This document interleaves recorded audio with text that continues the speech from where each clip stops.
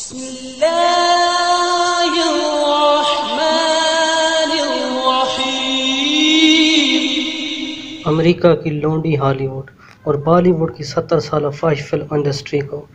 ترکی drama غازی Ertugrul نے صرف 2 سال میں دفن کر دیا۔ گزشتہ 60-70 سالوں سے مسلمان فحش فلمیں اور جھوٹے ڈرامے مصنوعی پھولوں میں سجا کر پیش کرنے والا یورپ اور انڈیا ترکی ڈرامہ غازی ارطغرل کی مخالفت میں کھل کر سامنے آ گیا، جس کا واضح ثبوت یہ ہے انڈین حکومت نے اپنے اداکاروں پر پابندی لگائی کہ تم ترکی ڈرامہ ارطغرل کی اردو زبان میں ڈبنگ نہیں کرو گے، جس کے بعد پاکستانی اداکاروں نے سیزن 1 کی ڈبنگ کی ہے۔ ترکی نے ڈرامہ غازی ارطغرل بنا کر مسلمانوں کو نہ صرف اپنی طرف متوجہ کیا بلکہ پوری دنیا کے مسلمانوں کو یکجا کر دیا۔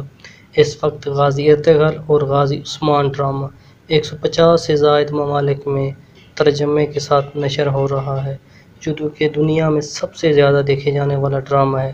ترکی ڈرامہ غازی ارطغرل نے نوجوانوں کو اپنا کھویا ہوا مقام خلافت عثمانیہ حاصل کرنے کے لیے پرجوش کر دیا۔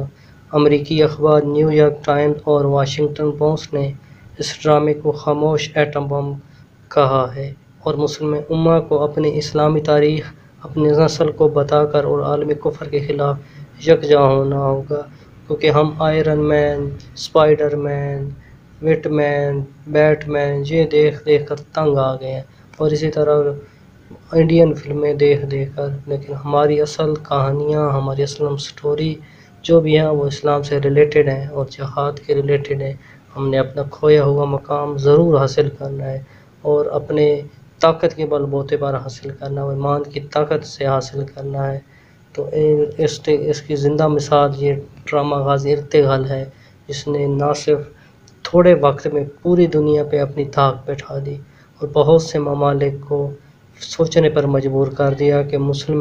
اب جاگ گئے ہیں، وہ اپنی کھوئی ہوئی سلطنت حاصل کریں گے اور انشاءاللہ ضرور حاصل کریں گے۔